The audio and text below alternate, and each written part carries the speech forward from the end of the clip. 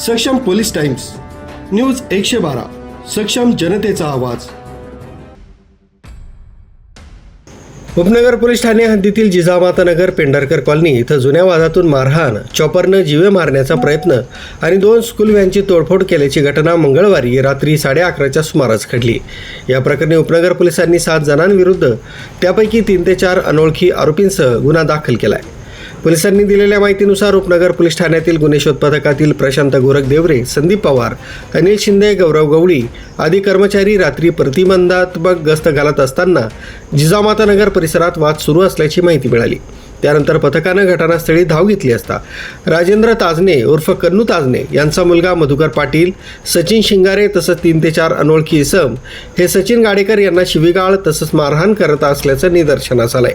पोलिसांनी हस्तक्षेप करून संबंधितांना शांततेचं आवाहन केलं। मात्र आरोपींकडून सचिन गाडेकर तसंच त्यांच्या कुटुंबियांना प्लास्टिकचे दांडे, लाकडी दांडे आणि काठ्यांनी मारहाण करण्यात आल्याचं पोलिसांनी नमूद केलंय। यावेळी पोलिसांनी काही आरोपींना ताब्यात घेतलंय। फिर्यादीनुसार राजेंद्र ताजने यांच्या मुलानं सचिन गाडेकर यांच्यावर जीवे मारण्याच्या उद्देशानं धारदार चॉपर फेकला। मात्र गाडेकर वेळेवर बाजूला झाल्यानं त्यांचा जीव वाचला। त्यानंतर आरोपींनी घराबाहेर उभ्या असलेल्या MH15 EF 0301 तसंच MH15 AK 1256 क्रमांकाच्या टाटा विंगर स्कूल व्हॅनच्या काचा फोडून नुकसान केलंय।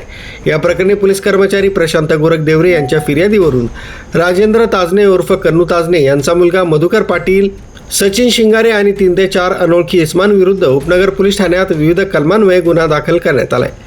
या घटनेचा पुढील तपास वरिष्ठ पोलीस निरीक्षक जितेंद्र सपकाळे यांच्या मार्गदर्शनाखाली उपनगर पोलीस करीत आहेत। न्यूज ब्युरो, सक्षम police times, news 112, Nashik road.